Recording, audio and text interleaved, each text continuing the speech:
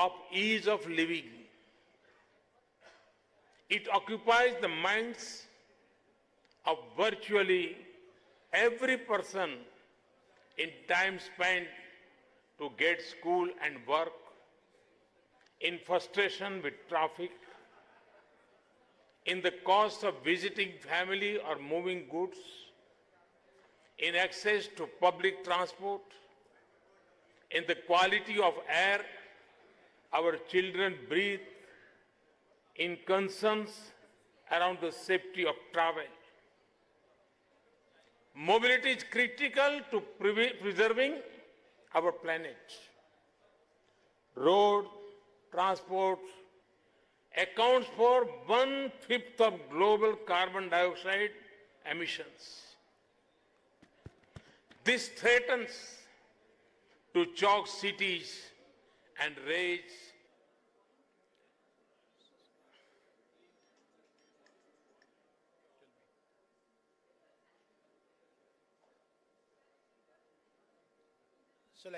a request to all of you to be seated, please. We have our chief guest. Please make yourself comfortable. Please settle down.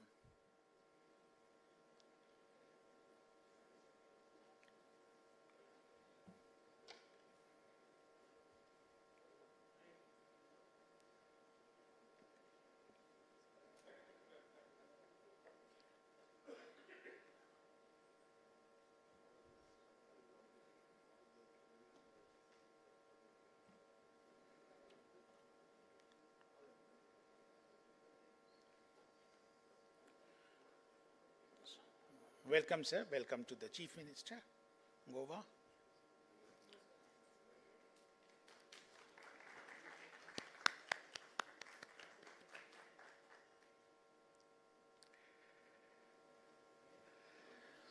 Yes.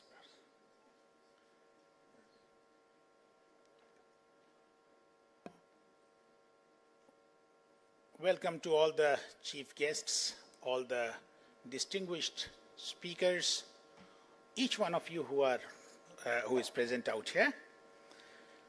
Without wasting time for a minute, we would start with the lamp lighting. So may I request Chief Minister Goa, Mr. Pramod Samant, to be there for.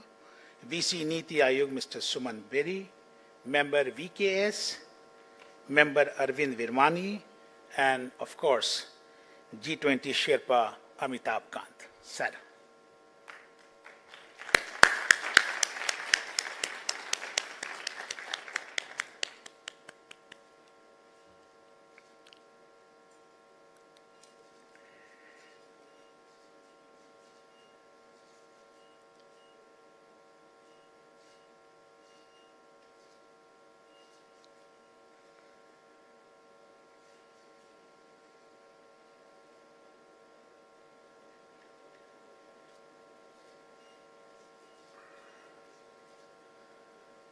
I have missed out one name, my apologies. Minister of Power, Assam, Mrs. Nandita Gadlosa. Please join.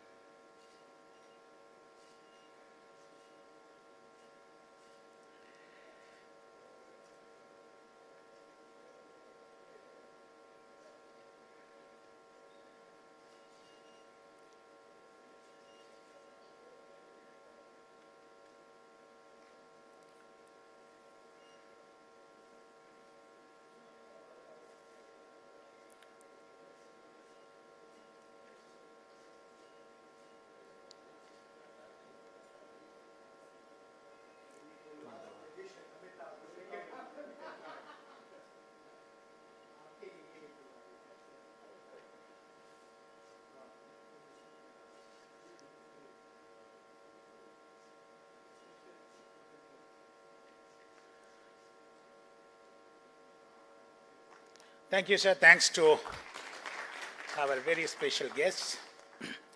Now we move to the inaugural part of it. For inaugural, may I request CM Goa, Mr. Pramod Samant, to be on the stage, VC Niti Ayog, Mr. Suman Beri, to be on the stage, G20 Sherpa Amitabh Kant to be on the stage, and member VK Saraswat to be on the stage. Now I hand it over to Nidhi to take it forward. Over to you, Nidhi. Thank you, sir. Good morning, distinguished guests. I am Nidhi, and I'll be your host for today. I most respectfully invite Dr. V.K. Saraswat, Honorable Member, Niti Aayog, to please commence this stellar event with his welcome remarks.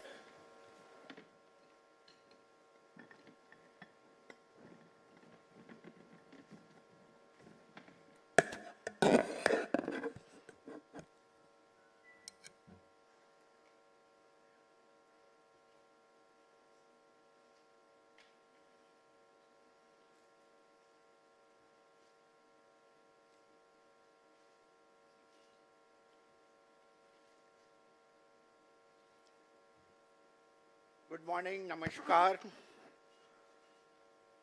Can I have the slides, please? Honorable Chief Minister of Goa, Shri Pramod Sawant ji, Honorable Shri Amitabh Kant ji, G20 Sherpa, Honorable Shri Suman Berry, Vice Chairman Niti Aayog, distinguished delegates from G20 countries, distinguished participants, ladies and gentlemen, it is with great pleasure and anticipation that I welcome you all to the G20 event on policy support and enable us to accelerate India's electric mobility. Today we gather here to embark on a transformative journey, one that holds the potential to shape the future of India's transportation, energy, and sustainability. Next slide. Can you give me the changer, please? You have one?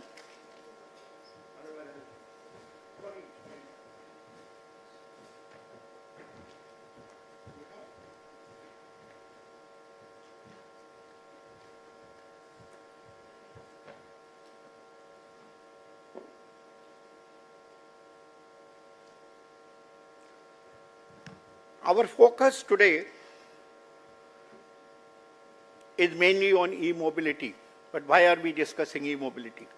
We are discussing e-mobility because we are all worried about greenhouse gas emissions, which are responsible for the climate change. And hence, our starting point is to take care of the climate change as it is occurring today. Climate change refers to long-term shifts in temperatures and weather patterns. Climate varies naturally over a wide range of time scale, and both human and natural factors influence the Earth's climate. The long-term climate variability observed over the past century can only be explained by the increased effect of human activities. And what are the human drivers? The human drivers are power generation, manufacturing, agriculture, land use, and to top it all, the transportation. Of course, you are all aware of the natural drivers, which are volcanic, solar, orbital change, and so on. Coal, oil, and gas are by far the largest contributor to the global climate change, accounting for over 75% of the global greenhouse gas emissions and nearly 90% of all CO2 emissions. If you go through the journey of who is responsible for these kind of emissions, what sectors, you will find that the power, of course, scores the number one spot, industry number 2, and transport sector remains the third largest emitter among the bulk energy consuming sectors. The variation is in the last 3 years in the region from 7 gigatons to as high as 8.26 gigatons. Let us look at the energy scenario and the emission scenario as far as India is concerned. Power, of course, here also the largest emitter. The industry is number 2, and transport 337, which consists of all the vehicles like trucks, two-wheelers, three-wheelers, cars, lorries, and so on. All the countries have been planning to now transit to the clean mobility. And there is a threshold which has been set that if we are able to do 100 grams of carbon dioxide per kilometer, then you are able to manage what is called today's scenario. And for that, India has chalked out its strategy in terms of vehicles, which are direct EVs, and then the flex fuel vehicles, advanced fuels, which are like ethanol, methanol, ammonia, and so on, alternatives for lithium-ion batteries, like sodium-ion batteries, hydrogen fuel cells, and so on. And on the modes of transportation, which are shared mobility and public transport. The world today is, with the kind of IC engines and hybrids, 100 grams per kilometer CO2, about 10% electrification is what is world today. World of the near future is below 100 grams per kilometer, equal importance of IC, plug-in hybrids, EVs, and direct EVs. But the world of electric vehicle, which we are all pursuing today, is to achieve below 50 grams per kilometer of CO2 emission, which consists of EVs and at the most the plug-in hybrid EVs. You can see these graphs. The European Union has been able to reach the hallmark of 100 below, whereas other nations are still trying. Now we should also look at why opt for electric mobility. It is mainly due to the energy efficiency and low tailpipe emissions. The components of the EV systems are basically the exhaustive policy intervention. Connecting the stakeholders of EV ecosystem is the need of the hour. And what are the stakeholders? The vehicle and battery, charging infrastructure, regulations, power management, and the consumers like public transport operators, fleet aggregators, and so on. When you talk of batteries, different kinds of battery manufacturing. When you talk of charging infrastructure, it is urban local bodies, property owners, and so on. Regulations are controlled by various ministries, particularly NITI Aayog, Ministry of Power, Ministry of Heavy Industries, and so on. Power, of course, is the major contributor for all the activities for charging and so on, which is controlled by the DISCOMs and the power and electricity departments. What India has achieved over the last couple of, say for example, 5 to 7 years. India's initiative in e-mobility sector, favorable central policies and programs have encouraged EV stakeholders to materialize e-mobility future. The schemes like faster adoption and manufacturing of hybrid and electric vehicle, we call it FAME, National Electric Mobility Mission, production-linked incentives, phased manufacturing programs, public charging infrastructure, battery swapping policy, special e-mobility zones, and National Electric Bus Program. What is the impact of all this? I would like to narrate that. Growth occurred in electric vehicles sales from financial year 15 to financial year 20, about 133%. 25 plus states have notified or drafted state electricity vehicle policies. 1,800 electric vehicle charging stations have already been installed. 7,59,182 electric vehicles have been registered. 380 electric vehicle manufacturers operate in India. 1.32% oil of all vehicle sales in financial year 21-23 were electric, and 2,656.6 kilotons of carbon dioxide emissions have been reduced. So India is also encouraging shift to advanced chemistry cells, that is beyond lithium-ion, for a sustainable e-mobility system. One of the major handicap or one of the major factor which is going to impact the e-mobility is the material. Under EV30, at 30, India needs 91 and 125 gigawatt hours of cumulative battery capacity to electrify its vehicle fleet considering lithium-ion. Lithium, cobalt, and nickel, major components of the present battery technology, are expensive and availability is limited. Extraction procedures too have severe environmental impacts. So that's why there's a need for us to start looking at material revolution in mobility. That is causing the major developments in solid-state batteries, which have high energy density, faster charging times, and improved safety compared to the lithium-ion. Battery recycling, this is an important technology gap and have potential to address environmental impact. Rare earth alternatives, motor design optimization, and alternative materials to reduce the use of rare earth application in electrification. For example, Alnico, ferrites, boron, and cobalt-based magnet, and PMSM structures. The e-mobility opportunity putting carbon dioxide emissions from automobiles on a trajectory that is in line with the net zero emissions by 2050 scenario by 2030 is possible if the rise seen over the previous 2 years is maintained. However, the use of electric cars has not yet become a worldwide phenomenon. Due to the relatively high cost of an electric vehicle and the scarcity of charging infrastructure, sales in underdeveloped and emerging nations have lagged. This calls for all-encompassing policy designs based on technologies supporting the EV ecosystem, such as infrastructure for charging, battery technology, the auxiliary infrastructure, and more. So we look for collaboration.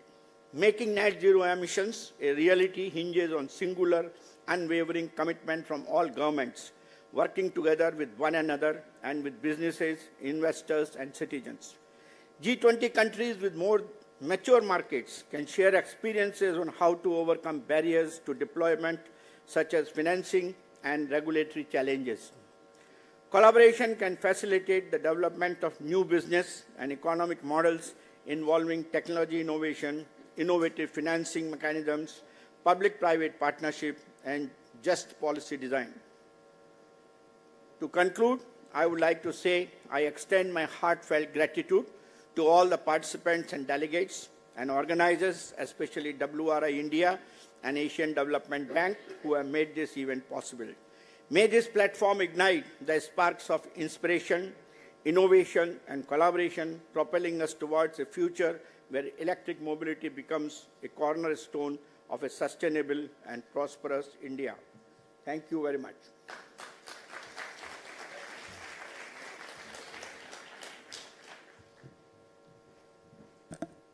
Thank you for the enriching remarks, sir. I now request Shri Suman Berry, Honorable Vice Chairman, Niti Aayog, for his inaugural address.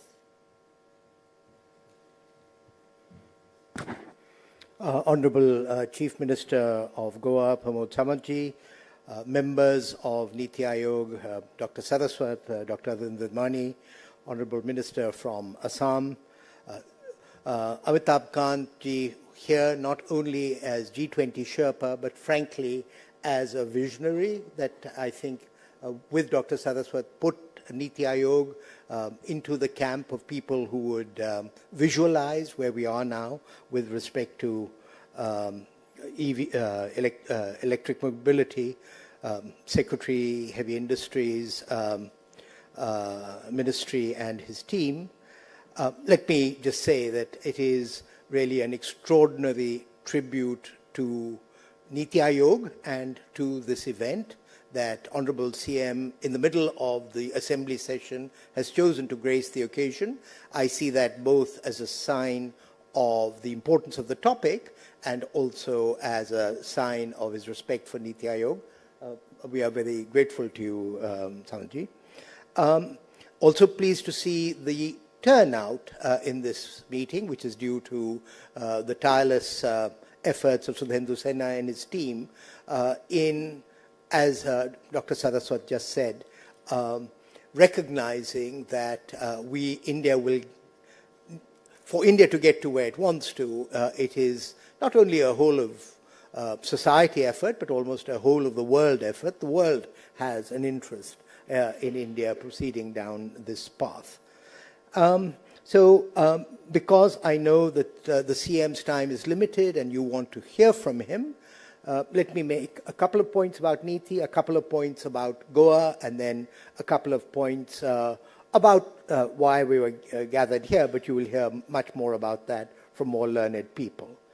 So, firstly, Niti Aayog is variously described as the government's public policy think tank.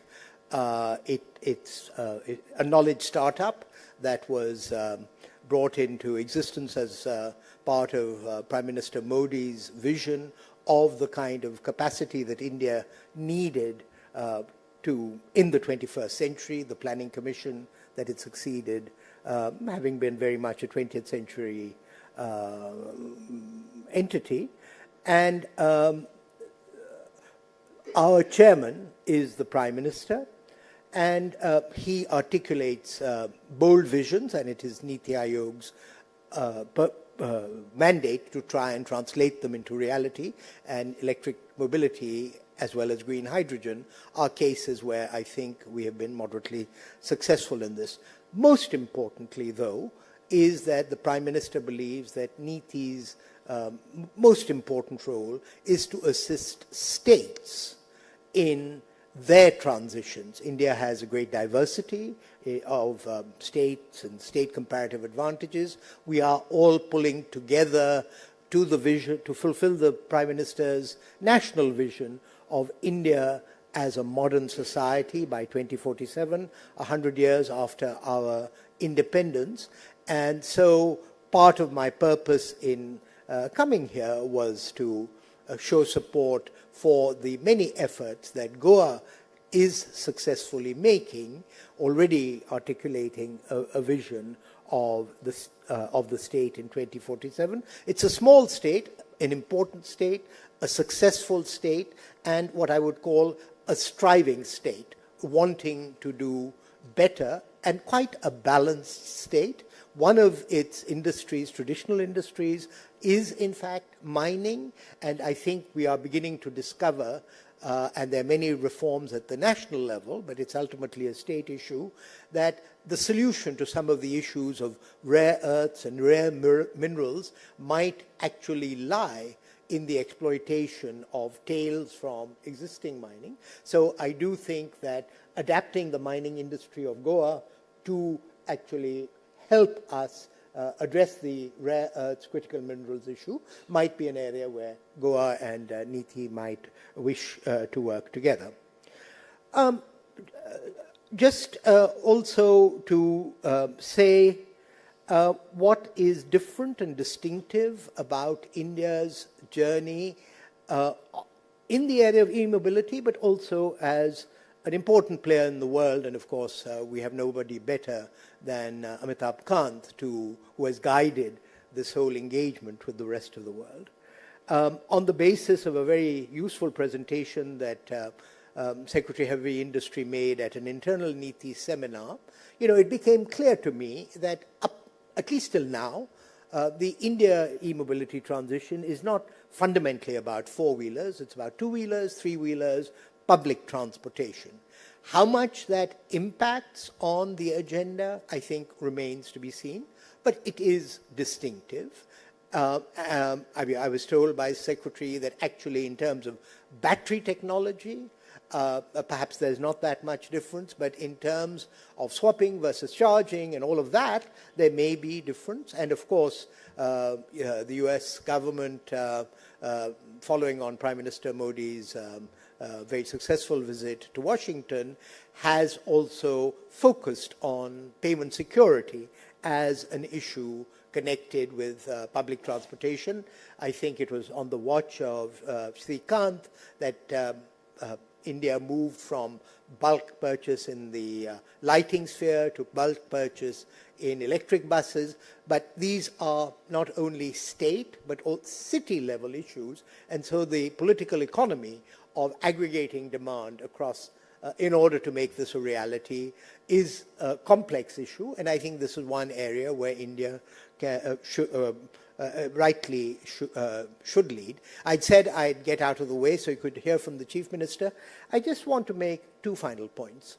One is, I was recently in Washington at a conference at the Peterson Institute where somebody who had been in the White House at the time of the Inflation Reduction Act talked of the goal of the Inflation Reduction Act as being literally to shift entire clean energy supply chains, including, importantly, in electric mobility, to the US.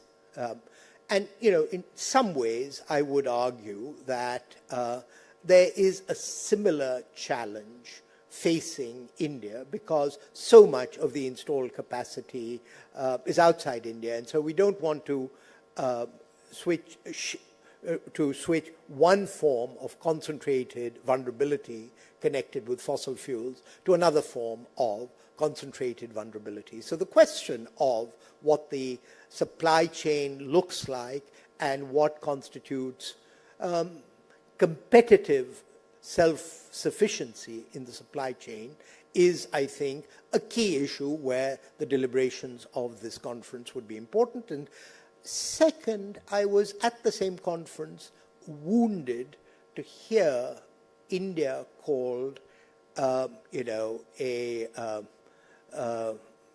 climate laggard. And so as the advanced economies dream up schemes like the cross-border adjustment mechanism, I think that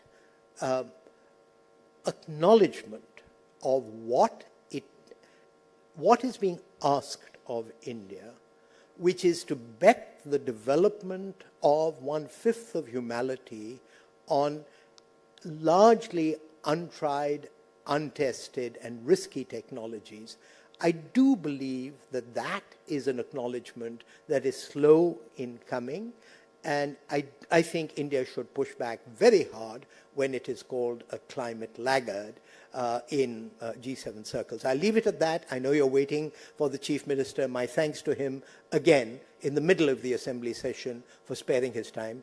Pramodji.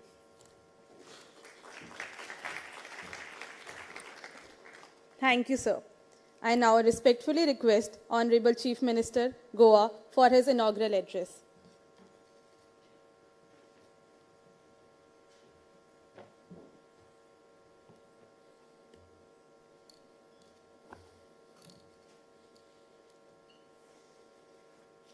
Good morning, friends.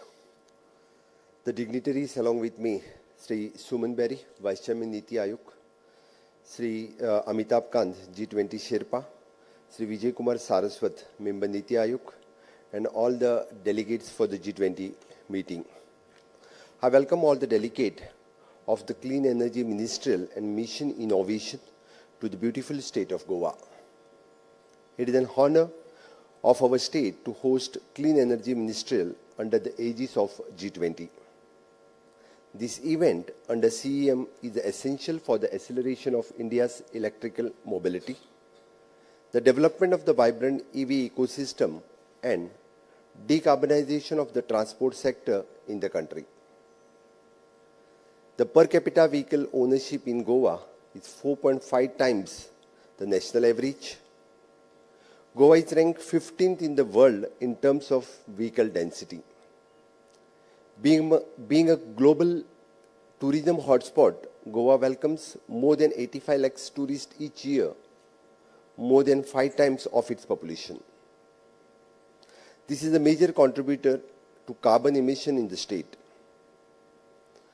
As a large number of taxi, rental vehicle and buses are required, based on the recent study by GZ, 40% of the total carbon emission generated in Goa are due to the operation of vehicles.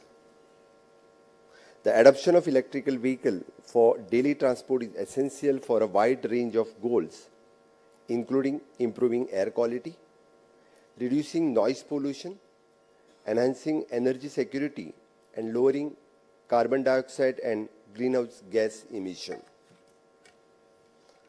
The state government formulated the Goa Electric Mobility Promotion Policy 2021 with the aim making a state model of international standard for electric vehicle adoption across both the passenger and commercial segment, supported by world-class charging infrastructure and ecosystem. The major objectives of policy are to ensure that at least 30% of the vehicle registered annually in Goa, starting from 2025, will be electric. To promote conversion of ICE vehicle to EVs. To convert 50% of the boat ferries to electric by 2025. And to convert 100% of other marine vessels, such as fishing trawlers, into hydro. To create 10,000 new direct and indirect jobs in the sector by 2025. The policy also encourages the startup and MSME, promotes R&D, provides financial incentives, and seeks to establish a wide network of charging stations across the state. To achieve this target, the state government notified the scheme for the promotion of electric vehicle in the state of Goa in 2019. The scheme was introduced to provide the financial assistance for the purchase of 2, 3 and 4-wheel EV for the period of 5 years at the rate of 10,000 per kilowatt hour battery capacity in the first year, that is 2021, and reducing by rupees 2,000 per kilowatt hour battery capacity in subsequent years until 2026. The scheme also provides assistance for scrapping old ICE vehicles and other older vehicles manufactured in the state. The amended scheme for the promotion of electric vehicle in Goa 2023 provides additional financial assistance for retrofitting ICE vehicles to make them EVs. The state government has provided financial assistance for 1,679 vehicles amounting of rupees 122 million under the scheme. Subsequent to the introduction of the scheme, the percentage of EV sales increased 47 times from 0.2% to 9.4% of the vehicles sold in 2023. Goa now ranked 4th among Indian states in terms of percentage of EV sales. We have also formulated the Goa EV Concessional Charging Infrastructure Policy 2021 to encourage setting up of EV charging station. Under the policy, the government provides the land for setting up of EV station as well as electric infrastructure support up to rupees 8 lakh to the facility provider.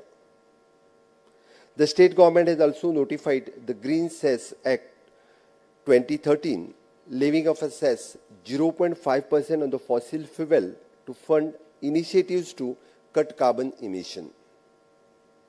The state government is committed by promoting EVs, and existing scheme will be amended from the time to time to accelerate their adoption.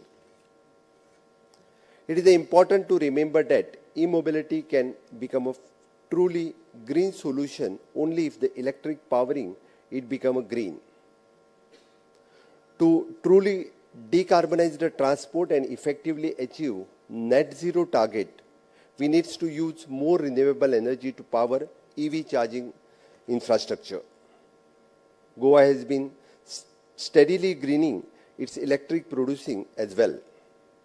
Solar energy has increased almost 7 times from just 3.92 megawatt in 2019 to 26.4 megawatts in 2022. The state has also notified a scheme promoting the grid connecting solar rooftop system with a net metering. The government has proposed several measures to promote EV in the state.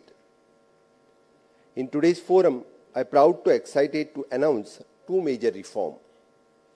One, it will be the mandatory for all new tourist vehicle, rental car, rental bikes to be electric from January 2024.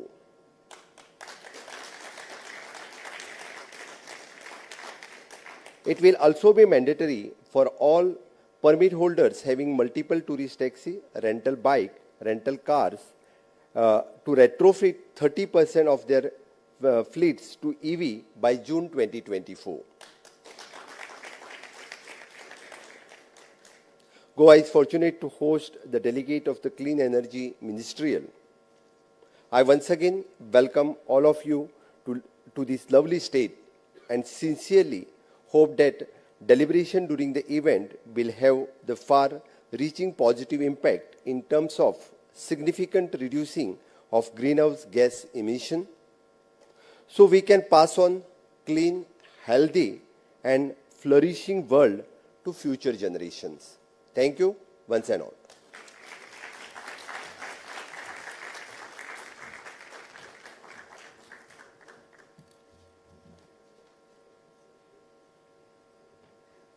Thank you, sir, for your enriching remarks.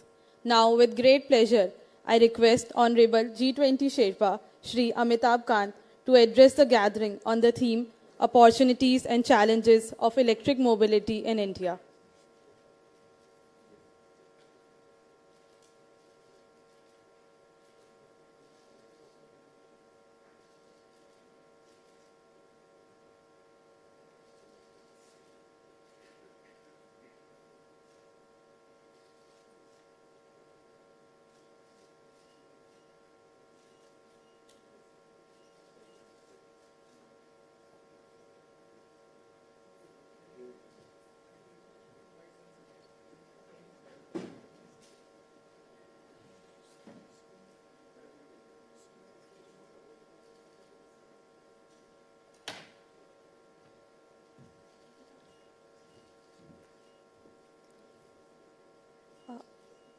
I request Honorable Vice Chairman to present the memento to Honorable Chief Minister Goa.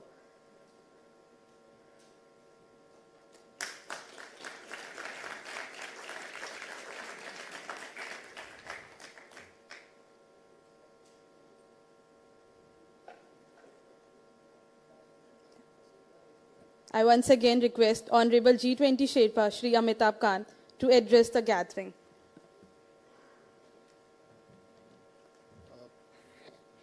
Mr. Saraswat, the Minister for Energy from Assam, all the distinguished guests, ladies and gentlemen. Just a few points. One is that one should be very clear that I'd also like to welcome Mr. Kamran Rizvi and Mr. Virmani who are here, because Mr. Rizvi has to be the key driver of all the change in the coming years. He has to play a very key role. So, he has to shape the destiny of clean mobility. So, one thing I think we should all be very clear in our mind that diesel and petrol are all dying technologies. And they'll soon be dead, and the age of electric vehicle is inevitable. So, electric car market, if you look around the world, has already hit the 10 million mark. And actually, every year about close to 18% of the new cars sold are electric vehicle. In fact, if you look around the world, in China, 60% of the cars that are being sold are electric vehicles. In Europe, it is 15%, and in USA, it is 10%.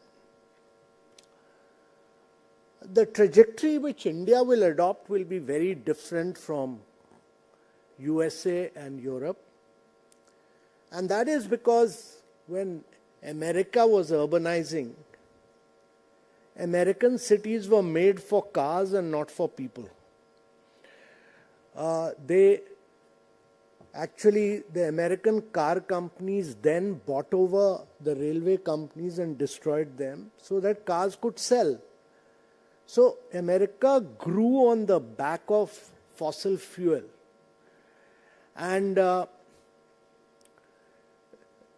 process of urbanization was sprawling urbanization with big highways, etc. And it's important that when India urbanizes, we are going to see 500 million people getting into the process of urbanization in India. Our urbanization should be very compact, very dense. It should be good livability, and it's also important to understand that in India's total vehicle mix, about 75% are two-wheelers.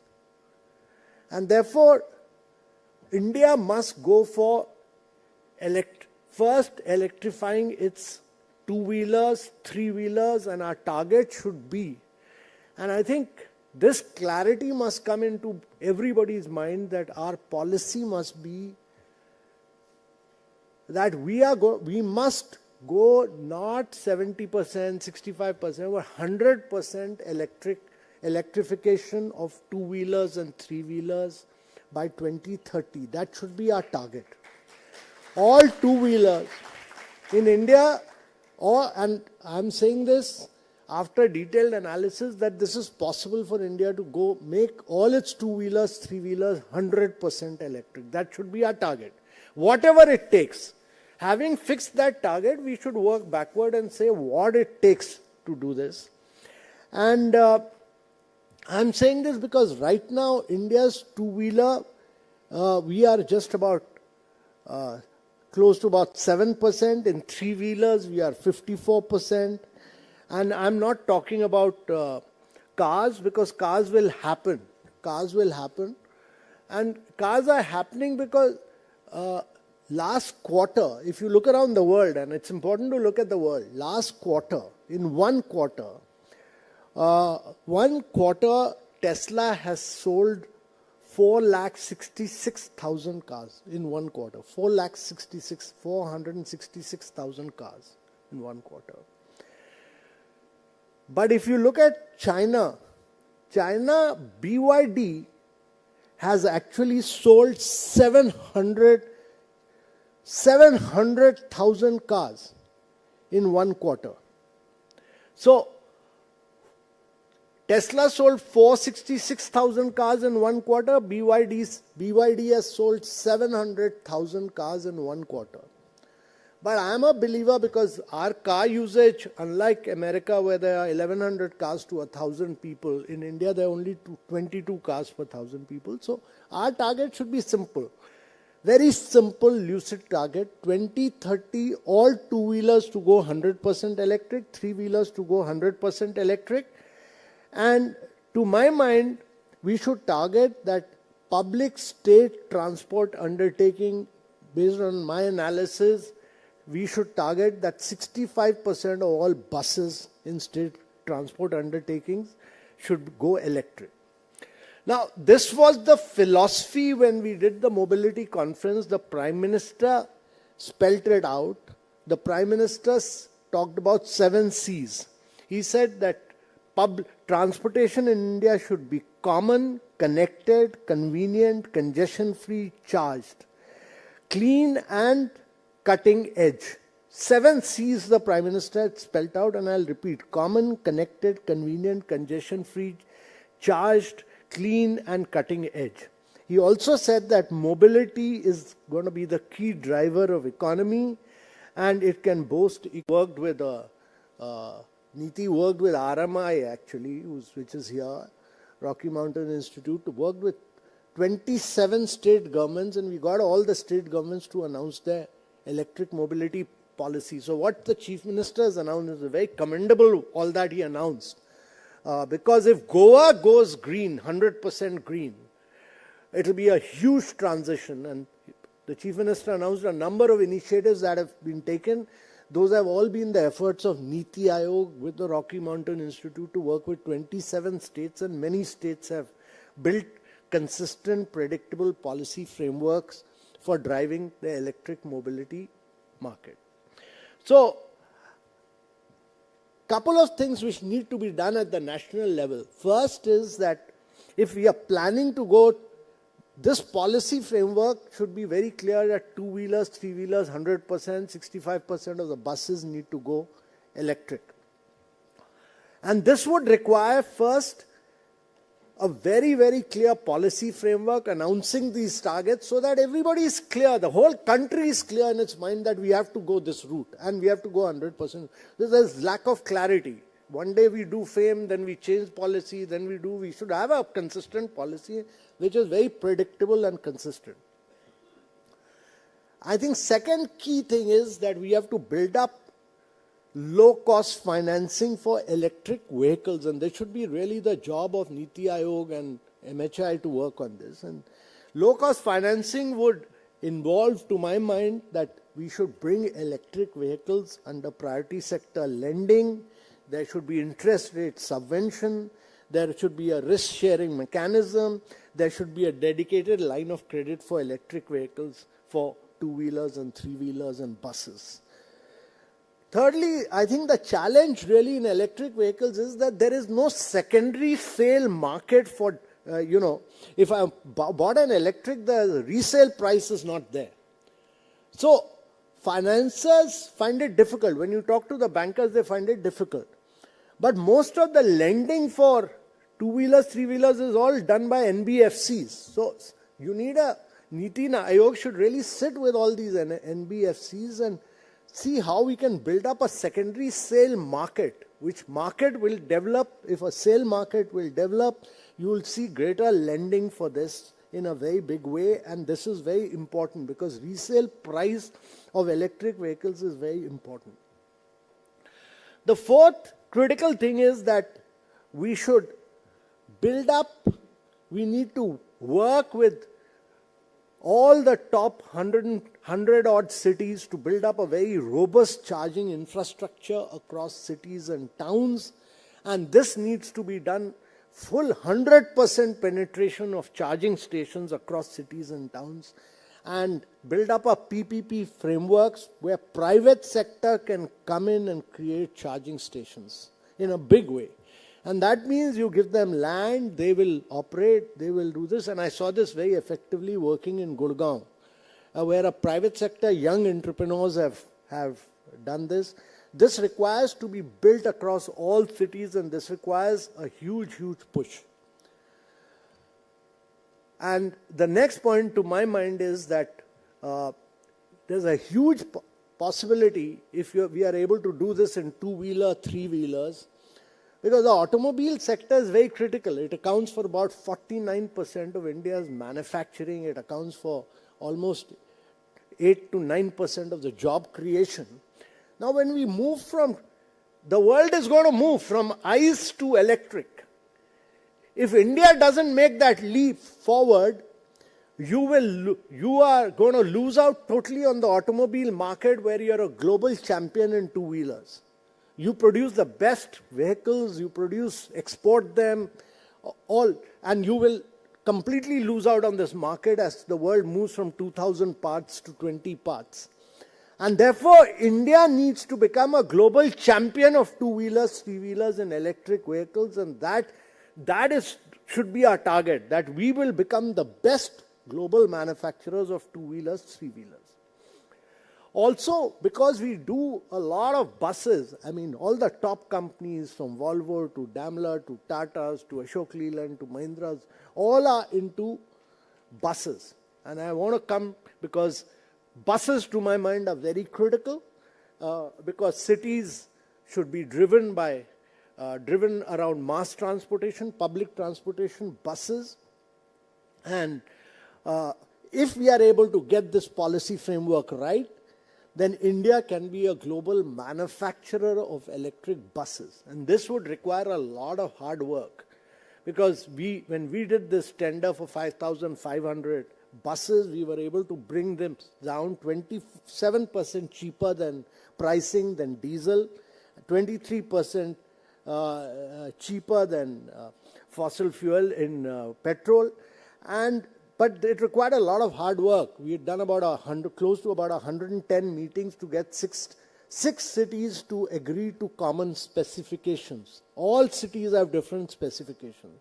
So if you are targeting for 50,000 buses, and that should be our target, if you are able to get 50,000 buses, you need about 25 to 30 cities to pool their demand together. And that means you need work day in, day out to be able to get all their specifications tied up. You will have to convince them. And secondly, there's a parallel economy in procurement of buses. There's a huge parallel economy which operates. So you'll have to get everybody together to ensure that there's one clear demand built up, which we have been able to do, and that will enable you to technologically leapfrog as we have done it. And that will, as we've done in mobile manufacturing, and then you will be also able to make India a huge manufacturing center for electric buses. The challenge there is also about financing, because you need for 55,000 buses, you need about $10 billion worth of financing.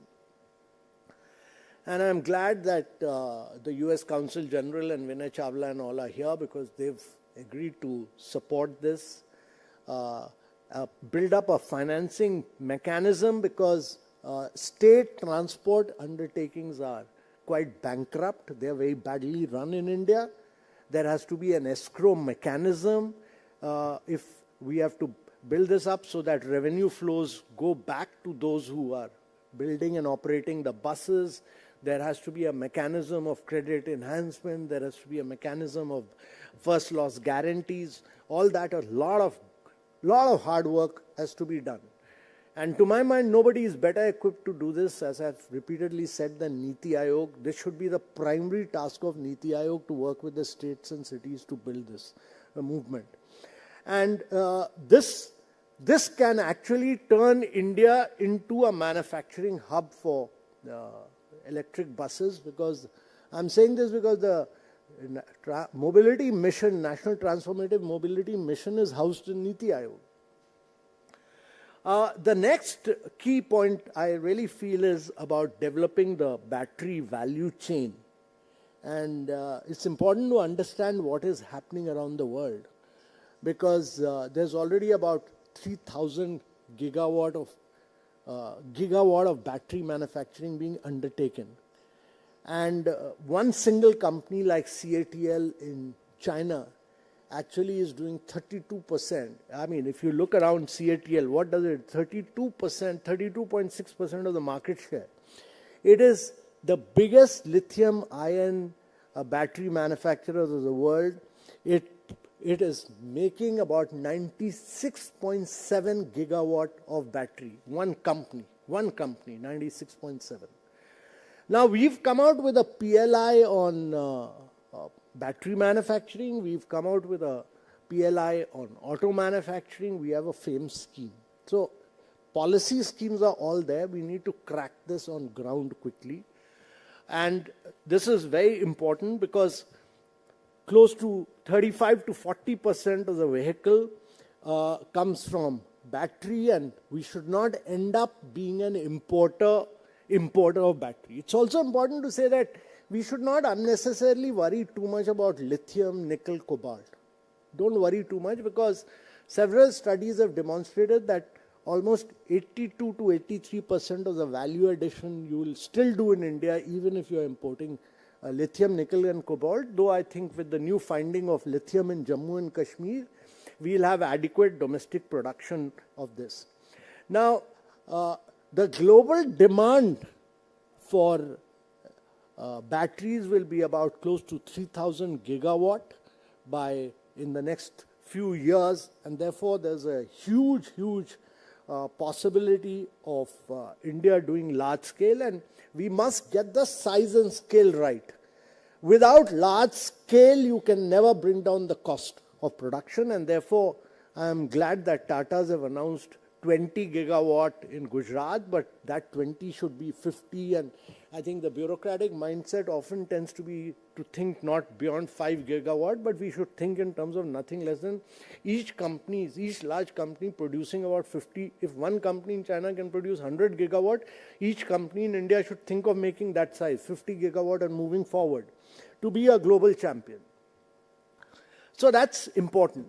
The next is that within the battery segment, there's a lot of innovation taking place, and there will be a disruption taking place, from solid state to sodium ion to flow batteries.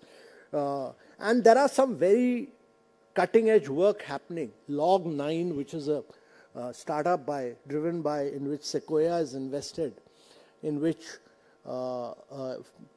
driven by IIT Roorkee students, has done some path-breaking work and commercialized their new battery. There's another very good work which is being done by Chakra Innovations in terms of batteries. So you will see a lot of new innovation coming up in batteries, and when we've done the PLI for batteries, 5 gigawatt was envisaged for cutting-edge new technologies, and I think we should roll that out quickly. So you will see a lot of cutting-edge work coming into this. The other is that for two-wheelers to really take off, also the battery swapping policy which Niti Aayog had worked on has not seen the light of the day. We should push that wherever it is held up. That's important. And then there is a huge amount of lithium which is already available because it's all recyclable. So there's a circular economy.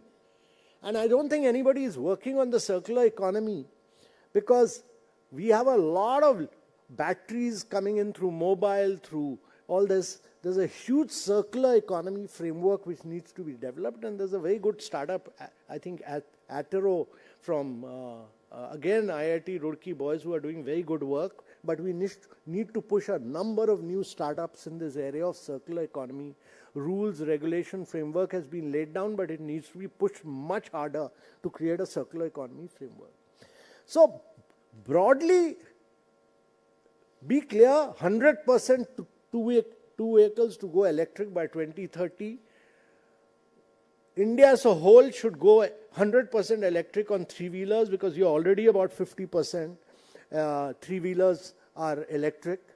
54% are electric. Then target for about 65 to 70% of buses to go electric by that 2030. And once you fix these targets, you push for financing and many other things that I've said, but you need a very robust monitoring framework to monitor this on a minute-to-minute basis, second-to-second basis, chase it up, and get all the actors together. That is center, state, and cities all together. This has to be a complete work in coordinated partnership. I think we've got many elements right. We've demonstrated that it's possible to do 5,500 buses. We've got the PLIs and framework. We've got our dynamic secretary, heavy industry in place now. We've got very dynamic private sector.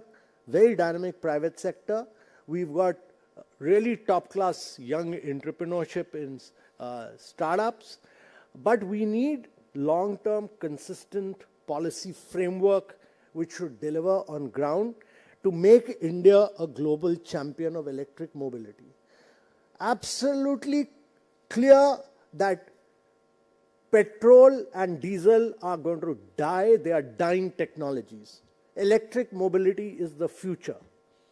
If electric mobility is the future, if 49% of your manufacturing is coming from automobile sector, imagine if we do not do this transition, the extent of your loss of GDP and jobs if you are not able to transition and become a global champion of two-wheelers, three-wheelers and buses. This is India's biggest opportunity to become a global champion and to become the most efficient at the cheapest cost producer. Because your entrepreneurship already exists in automobile sector. You need to transition it, but get your framework financing right, and India will become a global champion in this. But without size and scale, let us not think small. This requires massive thinking of size and scale. Once you get the size and scale, then you will build up the tier 2, tier 3 producers. But this, to my mind, the only reason why I came today is from Delhi catching a 4 o'clock flight is because I really think this is India's biggest opportunity to become a global champion. Thank you very much, ladies and gentlemen.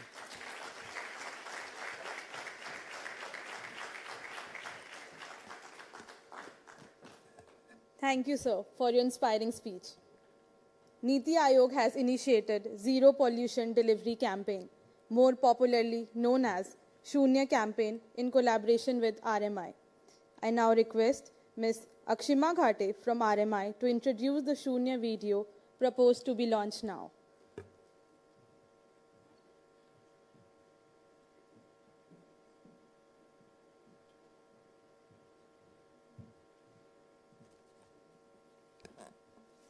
Good morning, everyone. On behalf of Niti Aayog and RMI, it is my honor and privilege to stand before you today to unveil the brand film for the Shunya Zero Pollution Mobility Campaign. Launched by Niti Aayog in 2021, Shunya is a consumer awareness campaign that seeks to accelerate the uptake of electric vehicles in India. Inspired by the Sanskrit word for zero, Shunya aims to eliminate air pollution from the ride-hailing and the final mile delivery sectors. As one of the leading EV campaigns in India, Shunya is pioneering the march towards. The campaign has experienced remarkable growth and success. This achievement can be attributed to the unwavering commitment and collaboration of the industry, which has expanded from 35 partners at the start to over 150 companies today who have conducted over 150 million Shunya rides and deliveries. Through an innovative blend of traditional and digital media outlets, the campaign has effectively spread awareness about the numerous benefits of EVs. Partnership with MyGov, the Government of India's citizen engagement platform, has been instrumental in reaching nearly 100 million consumers and amplifying the impact of the initiative. Shunya's first brand film, which debuted last year, received over 60 million views across social media channels. It served as a powerful impetus for change, inspiring millions to embrace clean and green transportation. And today, on behalf of Niti Aayog and RMI teams, we are thrilled to showcase the second Shunya brand film. Building on the success of the first film, the second brand film titled Shunya Mein Hai Shakti, Shunya Se Hi Tarakki. In Shunya, there is power. With Shunya, there is progress. Captures the essence of campaign's vision. This film beautifully portrays the transformative impact of Shunya and instills a sense of pride and hope across the nation. It showcases the inclusive nature of the EV transitioning happening in every corner of India as we strive to make zero pollution mobility accessible to all. We firmly believe that this brand film will serve as a powerful tool to raise further awareness about the positive impact of Shunya pollution mobility and help achieve a future that promotes clean air, reduced environmental impact, and greater energy security for the nation.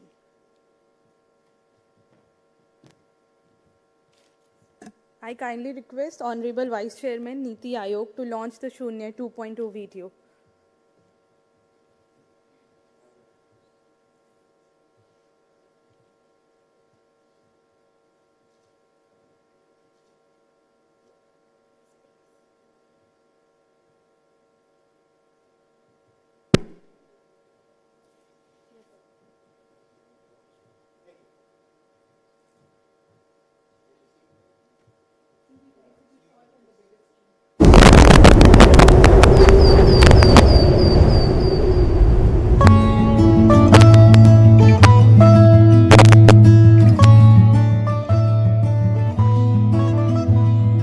लहराएगा तिरंगा नीले आसमानों में,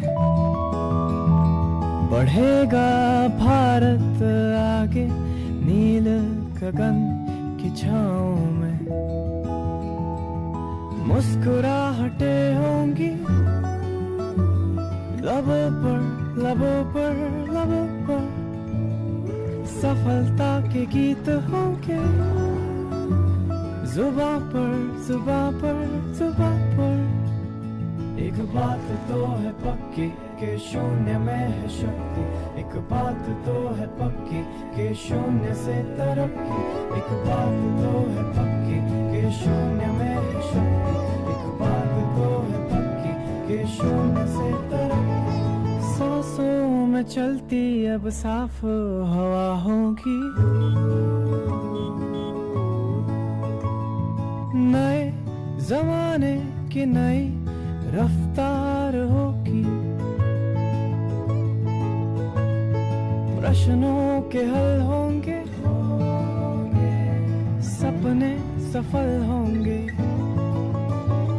एक बात तो है पक्की कि शून्य में है शक्ति, एक बात तो है पक्की कि शून्य से तरक्की, एक बात तो है पक्की कि शून्य में है शक्ति, एक बात तो है पक्की कि शून्य से तरक्की। छूटेंगी पीछे बातें पुरानी, नया भारत लिखेगा नई कहानी, इरादे अटल होंगे, मेहनत के मीठे फल होंगे। एक बात तो है पक्की कि शून्य में है शक्ति। देश की जानी मानी कंपनियों ने पहचानी है इलेक्ट्रिक वाहनों की शक्ति। आइए नीति आयोग के शून्य अभियान के साथ देश को स्वच्छ हवा की ओर ले चलें। इस बदलाव में भागीदार बने। अब मिशन शून्य पोल्यूशन। शून्य में है शक्ति, एक बात तो है पक्की कि शून्य से तरक्की।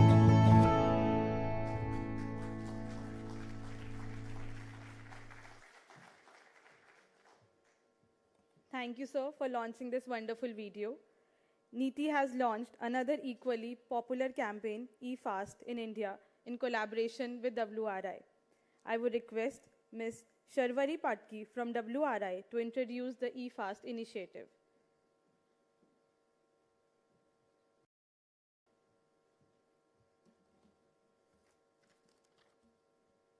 Thank you, Nidhi.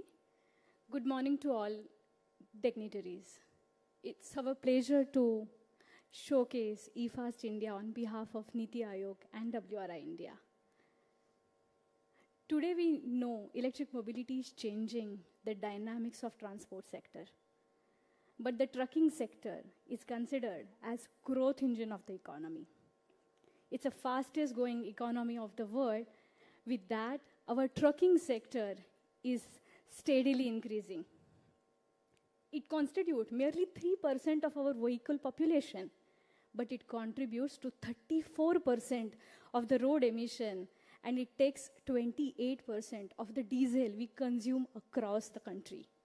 So it becomes important to pay attention to freight electrification, because it not only gives environmental benefit, it also actually provides us a tool to create logistic cost reduction in the long run, and at the same time make us more energy secure.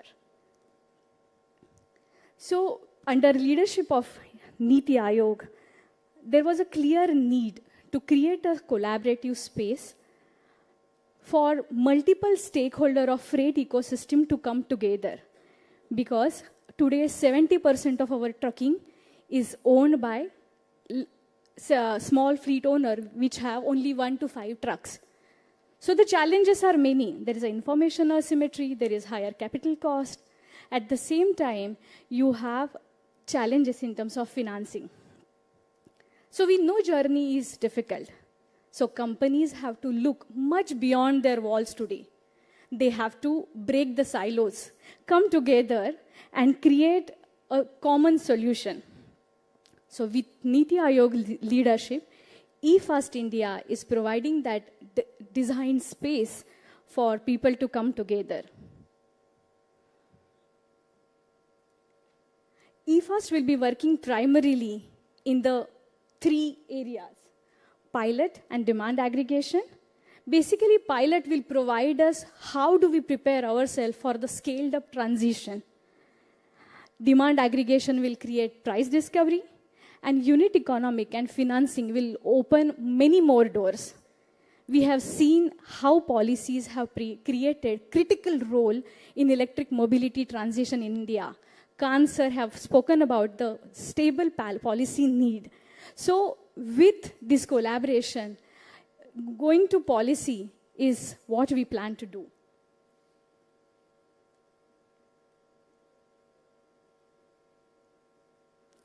Today, eFast have more than 12 knowledge partners. They bring knowledge across the globe, various use cases and learning, and see how do we implement it in India.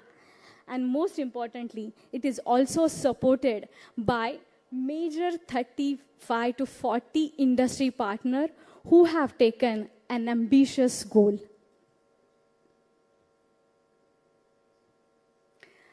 Last few months, we have been discussing multiple bilateral conversations with industry. With these industries coming together, there is a demand signal of 7,700 trucks which will be deployed by 2030. Basically, it will help us to create the accelerated action and at the same time break that deadlock of demand and supply where both the parties can come together. There are some dedicated efforts as well, which are cluster development.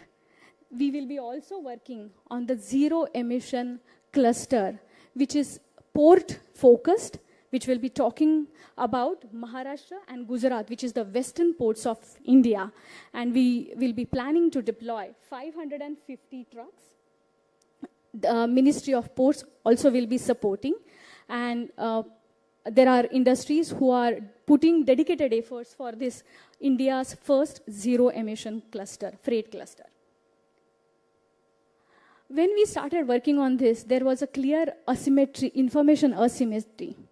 We felt need of creating a website, and under leadership of Niti Aayog, eFast India website will be launched today.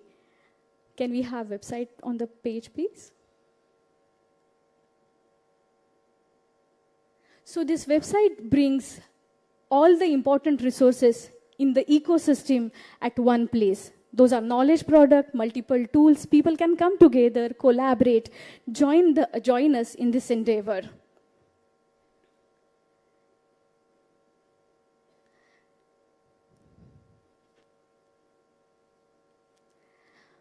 So on behalf of Niti Aayog and eFast India, we want to thank each one of you.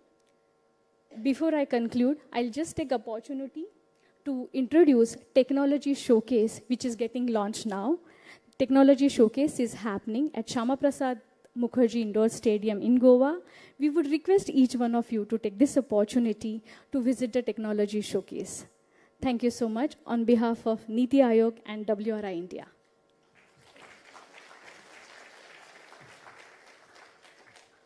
I kindly request Honorable G20 Sherpa to launch the eFast India initiative.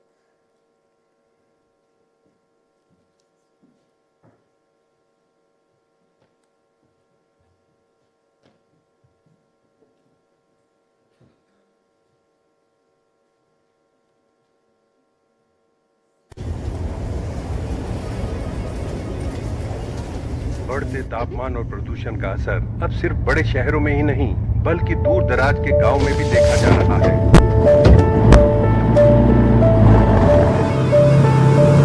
हमारी गाड़ी बड़ी, हमारा सफर लंबा, दूर दूर तक जाना, कभी पहाड़ों के रास्ते, कभी जंगल के, कभी सीमेंट की बोरियां पहुंचाना तो कभी पानी के बोतल और कभी सब्जी, फल, राशन, गैस सिलेंडर। हमारे सफर के साथ ही धुआं, गर्मी, प्रदूषण।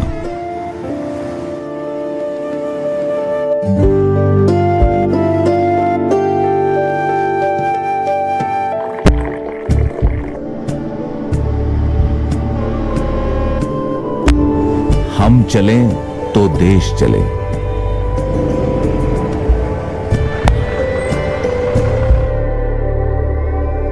कैसे हो पवन? सर ये भविष्य है, ये चलो दिखाता हूँ। जी सर।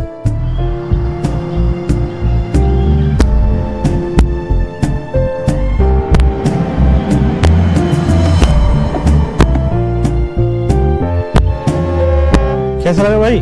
बढ़िया तो है पर महंगा शौक है। शौक नहीं भाई, जरूरत है ये हमारे बेहतर भविष्य के लिए। हमारे आज के बदलाव से ही तो हमारा कल बेहतर होगा।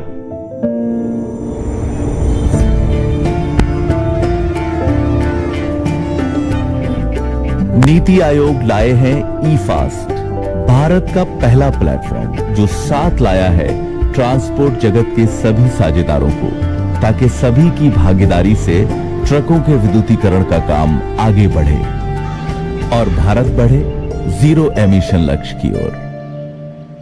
हम बदलें तो देश बढ़े सुरक्षित समृद्ध भविष्य की ओर।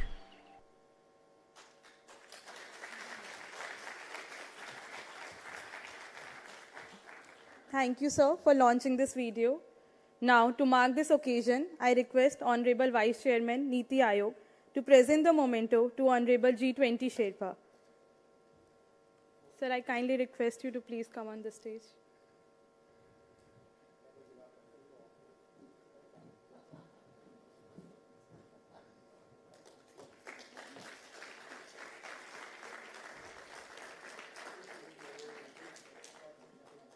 To now present the memento to Honorable Member Niti Aayog, Dr. V.K. Saraswat.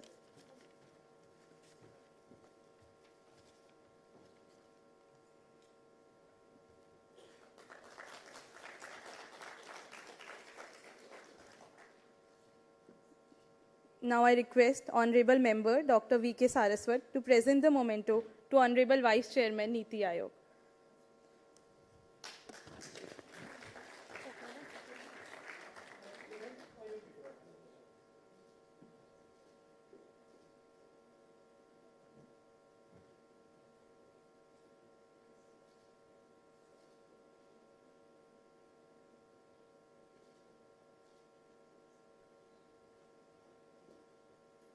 With this, I now conclude the inaugural. I request Honorable Vice Chairman Niti Aayog to kindly stay on the stage.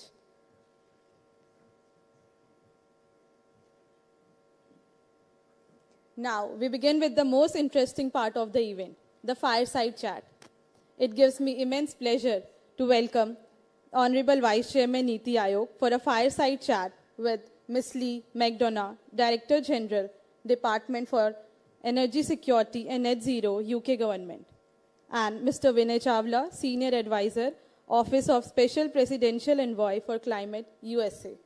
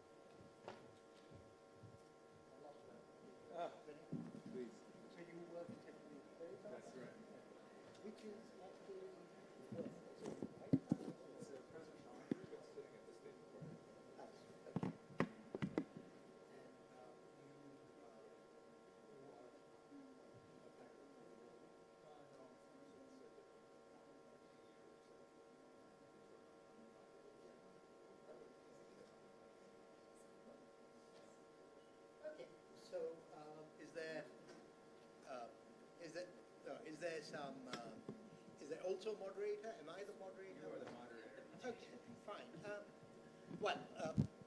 Good. This is policy support and enablers to accelerate India's electric mobility, and we've already heard a great deal.